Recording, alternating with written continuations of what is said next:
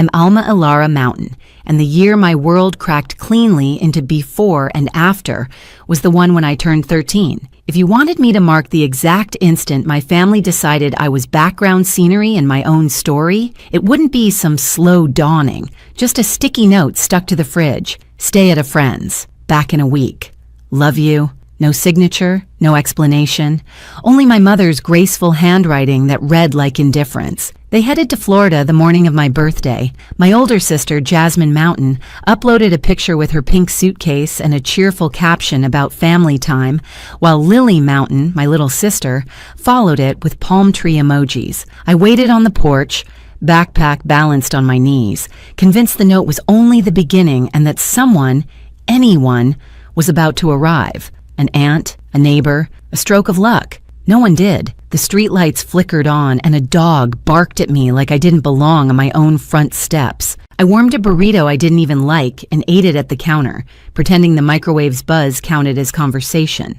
By the second day, I kept insisting it was all a mistake. By the fourth, another thought started whispering. One I wanted to push away.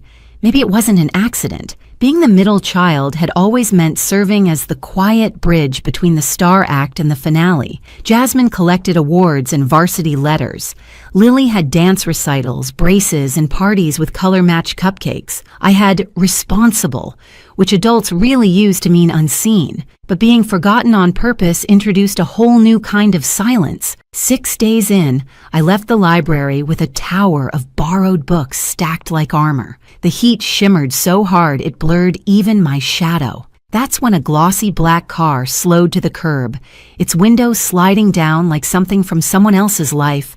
Alma. Surprise in a voice I half recognized. Uncle Richard. The rich one who'd quit family holidays before I could multiply double digits. Mom always called him conceited, which I now understand was her code for he keeps his boundaries. His eyes took in my backpack, sweat-stuck hair, and the tight smile I used as a shield. Why are you out here alone? Where are your parents? Florida, I said. The word felt absurd, like telling him they'd flown to another planet. And you're here. I see, he said under his breath. Whatever followed sounded like a comment I wasn't meant to catch. And then came the words, "Get in. You're not walking anywhere tonight." Every safety lecture I'd ever heard about strangers echoed through my head, but my empty stomach, after 3 nights of instant noodles and one of dry cereal, offered its own louder logic. Hunger counts as danger, too. The car carried the scent of leather and something sharp and new, not citrus or perfume, just the smell of money that hasn't gone stale. He drove to a diner with cracked red booths and pies trapped beneath glass domes. When the burger and milkshake arrived, I stared as though they might vanish if I blinked too long. He didn't push me to talk. He let me eat first, then asked about school, about friends, about what I cared about. History, I said, though mainly the parts everyone misremembers. That answer made him smile slightly, as if he'd just discovered a small secret about me. When we reached my street, he didn't bother to park, just idled and told me to pack a bag. I blinked. What? You're not staying alone on a sofa in a dark house while your parents shop for sunscreen. Pack, Alma. Some moments open up the world like it has hidden hinges. The door turned, and his home felt like another planet entirely. The guest bed looked too soft to touch. I perched carefully on its edge, afraid even to wrinkle the blanket. He leaned against the frame and raised an eyebrow. Planning to sleep upright forever? I whispered that I didn't want to mess up his sheets. They can be washed, he said with a half smile that held warmth instead of mockery. Things exist to be used, not feared. Morning came with orange juice poured into a real glass. At home, our cups were sun-faded souvenirs that still smelled faintly of plastic. I held his glass as if it might break from being looked at wrong. It's just juice, not a legal agreement, he teased. Drink. When the teacher asked who would attend my meeting that week, he didn't pause before answering. I will. The calm weight of those 2 words loosened something inside me that had been clenched for months. I didn't know what to do with generosity. When he bought jeans and a sweater, I hid the tags, convinced he'd want to take them back. When he handed me lunch money, I saved it and ate crackers, because spending felt like trespassing. It took 12 days before he found me in the kitchen at midnight, crouched over a cereal box. "Why?" he said from the doorway. "Are you rehearsing to be a raccoon?" I told him I didn't want to take too much. He opened the fridge, scooped pasta into a bowl, warmed it, and pushed it toward me. "If it's in this house, it belongs to everyone who lives here," he said. "That means you, too." I nodded, swallowing against the sting in my throat, determined not to let tears fall into the pasta. Crying seemed extravagant, and I didn't want to feel indebted. I kept expecting the front door to shake with my parents' arrival, for them to demand I come back like something borrowed too long. But the days kept passing, then weeks. No knock, no call. Jasmine filled her feed with beach pictures captioned about eternal sisterhood, and Lily posed with shells pressed to her cheek. My name never showed up beneath any of it. Uncle Richard came with me to the school conference, where the counselor perched on a metal chair and said phrases like quiet potential and underengaged. He didn't argue, just took notes, and afterward bought a desk, so I'd have a place to study that wasn't the floor. He arranged an eye appointment I hadn't known I needed, and after that came dentist, doctor, haircut. Routine care I didn't realize was routine. He never once said I owed him anything. He just called it maintenance, as though I was someone worth keeping in working order. At 13, I still pushed limits. One Saturday, I stayed out late with a friend, forgetting to text because I didn't know what counted as curfew. When I tiptoed in around midnight, waiting for the explosion, he handed me a sandwich. "Glad you're alive," he said. "Next time, send a text. Otherwise, I'll assume you're in a ditch and go buy a shovel." The even tone was more disarming than anger. It sounded like care, but with structure. Not everything was rules and schedules. Sometimes he'd bring me to his office, tell me to observe how people spoke to one another. "Half of success is tone and handshake," he murmured once, clasping a client's hand. "The rest is showing up when everyone else invents excuses." He tossed it off lightly, but it stayed with me, a kind of map. That first holiday under his roof, I expected a token card and a polite smile. Instead, he handed me a leather-bound journal with my initials pressed in gold. "Write down what you notice," he said. "Even the silly things, especially those." I traced the cover's texture, half afraid it might bite. "Thank you," I managed, though the words came out awkward. I wasn't used to owning something permanent. Later that night, my phone buzzed with a photo. My parents, Jasmine and Lily, in identical pajamas beside a flawless tree. The caption read, "Mountain Traditions." No tag, no message, not even a "we miss you." I stared until the picture blurred into color and light. I glanced down at the journal resting on my lap and flipped open to the first blank sheet. I wrote, "Things here are meant to be used, not feared." Then, if something is inside this house, it belongs to everyone who lives within it.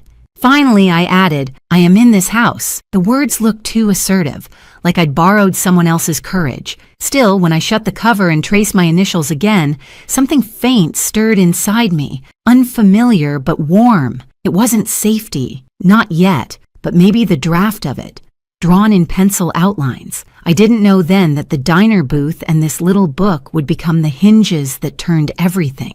Years later, in a place that smelled of leather and law, those pages would be my backbone when others scrambled for footing. For now, I was just 13, curled into sheets that whispered clean instead of weary, starting to learn one impossible truth. I wasn't disposable. I hadn't been forgotten, only misplaced. And someone finally had found my tab and slid me where I belonged. By the time I hit 14, Uncle Richard had reached two conclusions about me. First, my posture was atrocious. Second, under that slouch, I carried promise. He'd tap my shoulder whenever I folded inward. "Stand tall, Alma. You're not punctuation. People believe you more when you look like you already believe yourself." At first, it sounded like a line from a poster, but eventually I started catching myself mid-hunch, straightening up, pretending confidence until it began to feel real. Teachers noticed.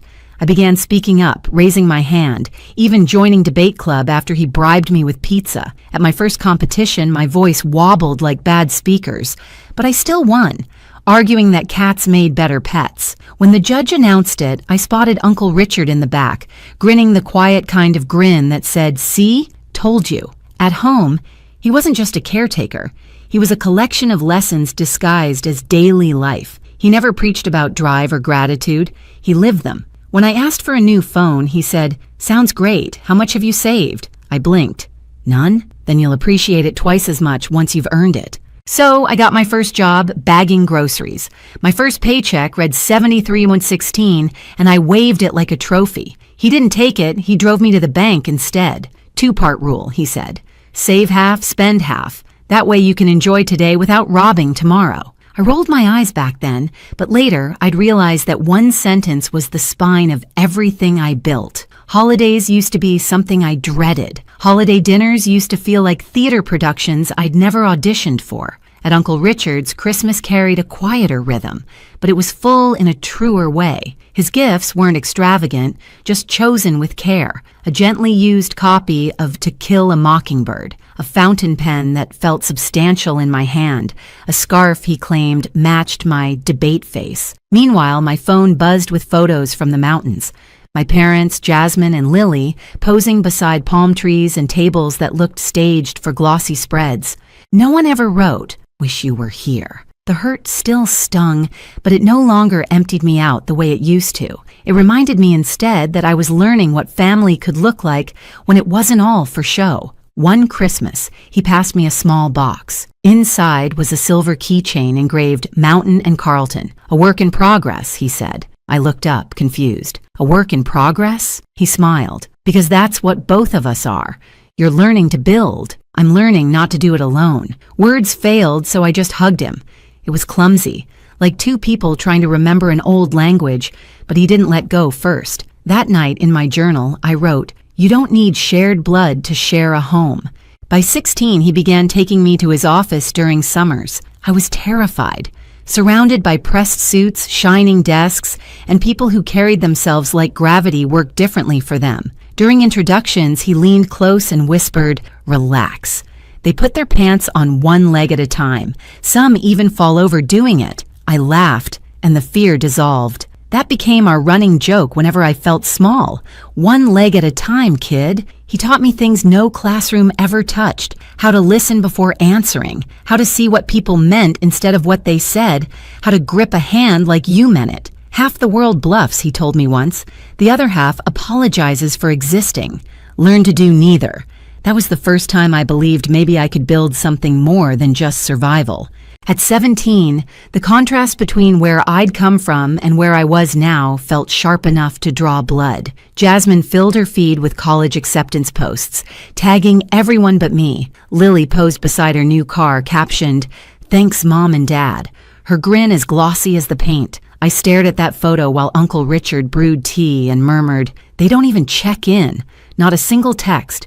Not even a happy birthday." He didn't glance up from his mug. "How long do you plan to wait for them to remember you?" The question cracked through the quiet like thunder in a closed room. I didn't answer, and he didn't expect me to. That night, I stopped waiting for the mountains to turn around. Instead, I began the long work of remembering myself. During senior year, Uncle Richard handed me a small box before prom. Inside lay a slender silver bracelet with a tiny engraved A. "Don't chase approval, Alma," he said. "Chase peace. Approval is borrowed. Peace is something you keep." I didn't know it yet, but that line was a signpost for everything that would follow. The heartbreak, the betrayal, the showdown that would measure all his lessons. But in that moment, I just smiled, clasped the bracelet, and told him he sounded like a fortune cookie. He laughed. "Then make sure you open it before it's stale." That night, beneath strings of lights and a DJ who loved volume more than rhythm, I laughed without checking if anyone noticed. No invisible leash pulling me back. No note taped to a fridge saying back in a week. Just me, Alma Mountain, unfinished but real, finally learning what it felt like to be seen. College had never been part of the script my parents wrote for me. Jasmine was the prodigy with scholarships, Lily the golden child with trophies and tiaras, and me, the one expected to be realistic.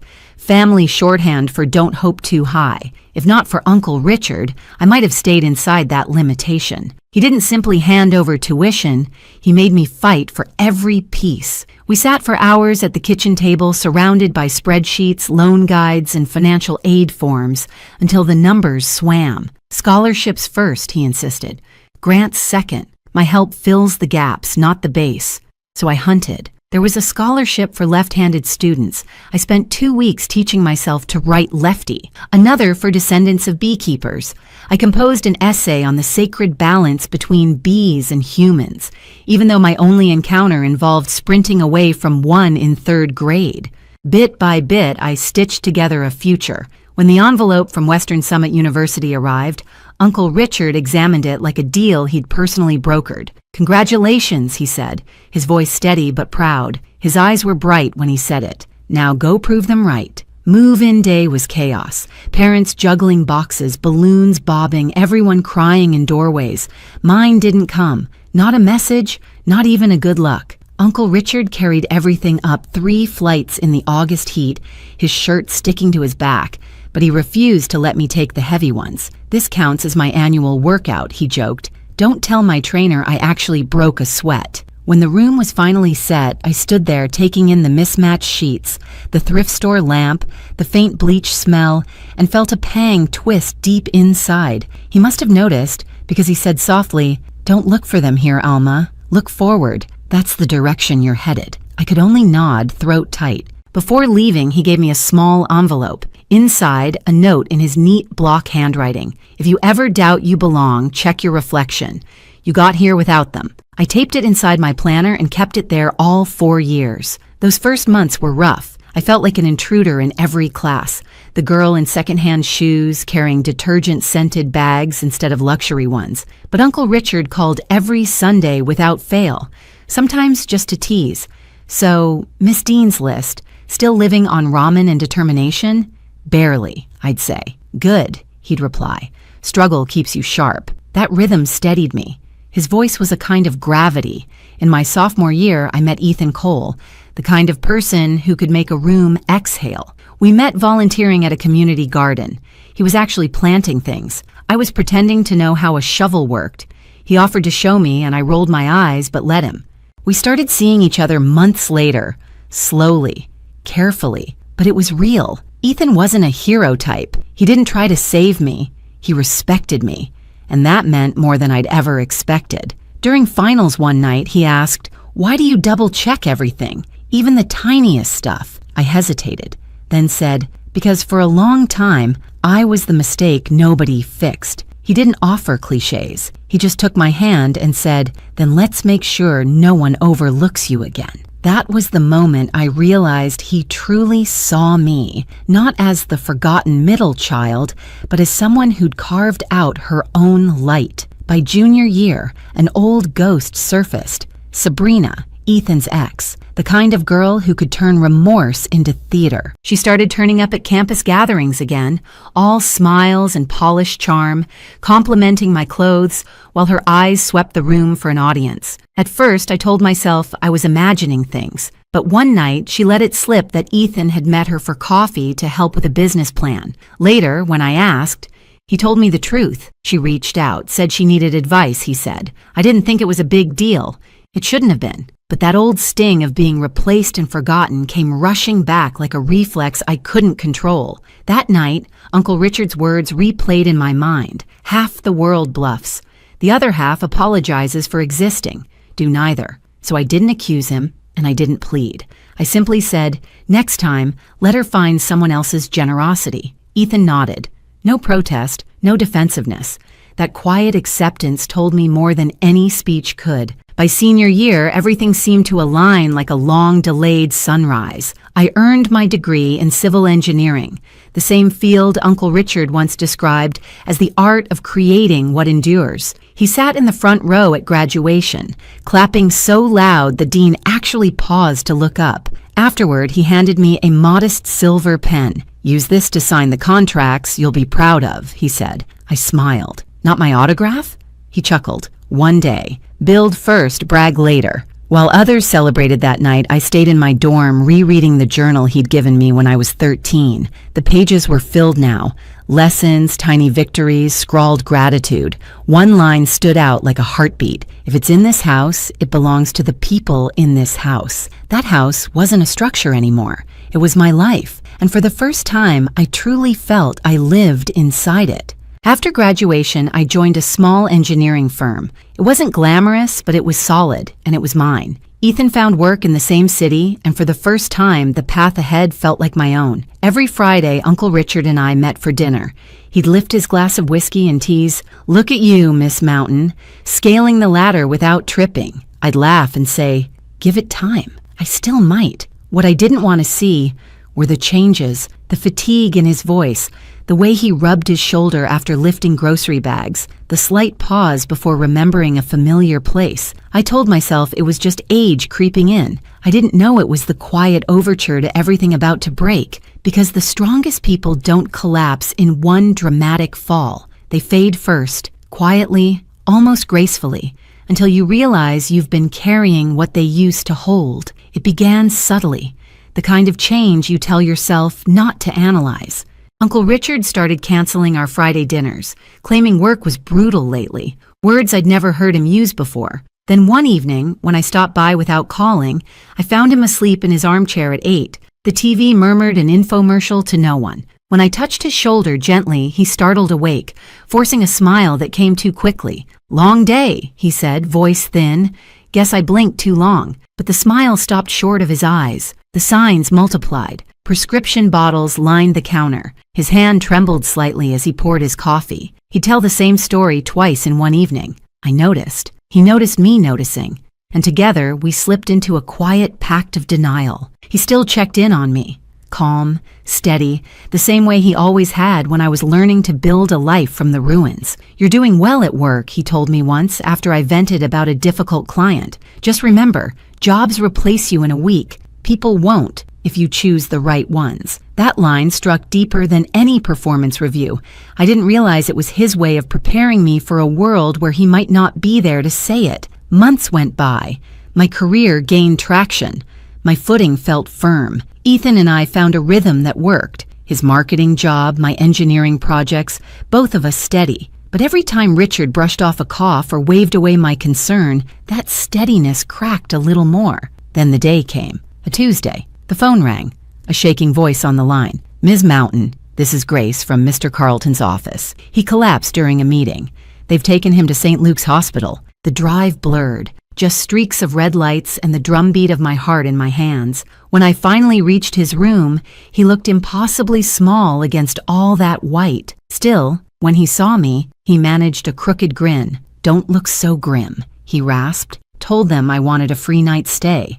5-star if you ignore the food." I tried to laugh, but my throat burned. "You scared me," I whispered. He shrugged faintly. "First time for everything." Then, softer still. "Sit, kid." He waited until the room settled into stillness, just the quiet pulse of machines and the soft shuffle of footsteps somewhere beyond the door. "You know," he said, his voice raspier than I'd ever heard it, "I always thought your dad would be the one teaching you these things. How to stand tall, manage money, argue without raising your voice, but I'm glad it turned out to be me." "Don't talk like that," I whispered.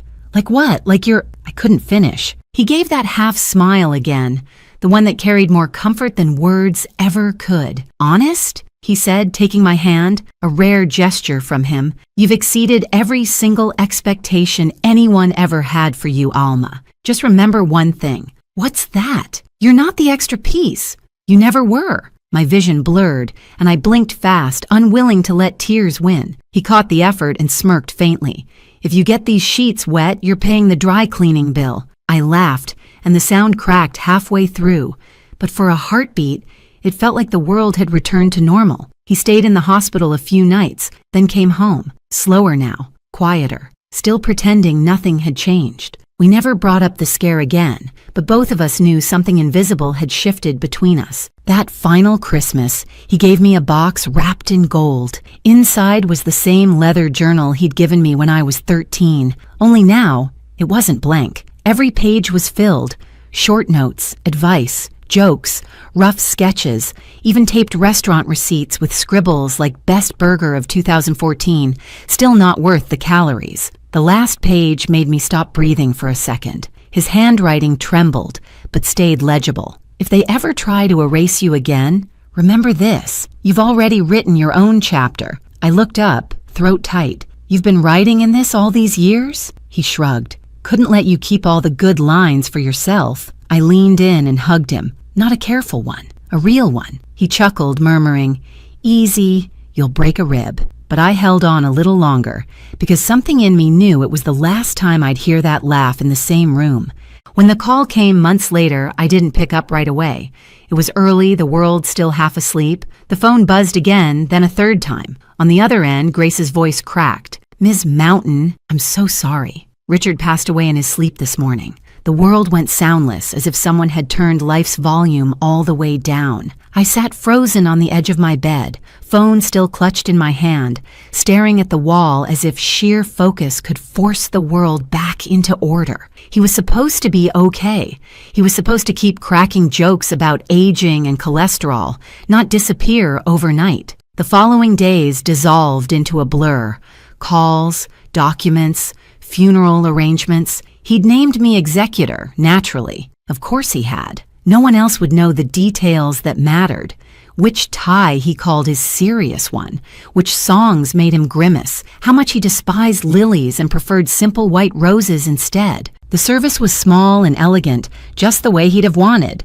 A mix of old friends, a few colleagues, and those rare people who truly mattered. I stood near his photo, nodding through condolences that felt muffled, like I was underwater. And then they appeared, my parents, Jasmine, Lily, walking into the chapel as if it were a red carpet event. My mother hid behind oversized black sunglasses, large enough to conceal both her eyes and her conscience. My father shook hands with strangers, offering solemn words about what a loss to the family it was, despite not having spoken to Richard in over 15 years. When they finally noticed me, their faces went through a storm of emotions, shock, guilt, and calculation all tangled together. "Alma!" my mother gasped, clutching my hand. "We had no idea you and Richard were so close." I pulled away gently. "You never asked." My father cleared his throat, slipping into his practiced tone, the one he used for church speeches and business deals. "Your uncle was an extraordinary man, generous, successful, always a part of the family." That last word almost made me laugh out loud. Family. Jasmine's voice chimed in. Sugar over steel. "So, do you know when the will reading is? I mean, Uncle Richard was comfortable." Lily gave an exaggerated sigh, adjusting her pearl earrings. "I just hope he wanted us to keep the family legacy together. The house, the cars, all that." For a second, I wondered if I was dreaming or trapped in some cruel play. He hadn't even been buried yet, and they were already circling the inheritance like scavengers scenting fresh spoil. I didn't bother responding. I simply turned and walked away. Within a week, the flood began. Texts, voicemails, social media requests, my mother's voice oozing false warmth. "Honey, we really should reconnect. Family is all we have." Then a message from Jasmine slid into my DMS. "We should talk about estate matters soon," Jasmine wrote, while Lily sent an emoji that tried to make grief look fashionable. Not long after, Uncle Richard's attorney, Mr. Halpern, called. "The will reading is scheduled for Monday morning," he said. "It may be eventful. Your uncle was very specific about what he wanted." I smiled faintly, fingertips grazing the worn edge of my journal. "If they ever try to erase you again." They were about to find out what happens when you confuse quiet with weakness, and I was about to keep my promise to myself and to the man who taught me how to stand tall. The law office smelled of leather, old money, and the faint satisfaction of justice. Heavy curtains, dark wood furniture, chairs that forced perfect posture. The air carried that hush where every breath felt like testimony. Mr. Halpern sat at the head of a long mahogany table. My family lined the opposite side. My parents, Jasmine and Lily, wrapped in expensive mourning. My mother dabbed at invisible tears with designer tissues. My father folded his hands like a preacher ready for donations. Jasmine's phone kept glowing beneath the table, and Lily leaned close to whisper, "Do you think he left us the house?" I sat across from them, journal resting on my lap, heart steady, a plain black dress.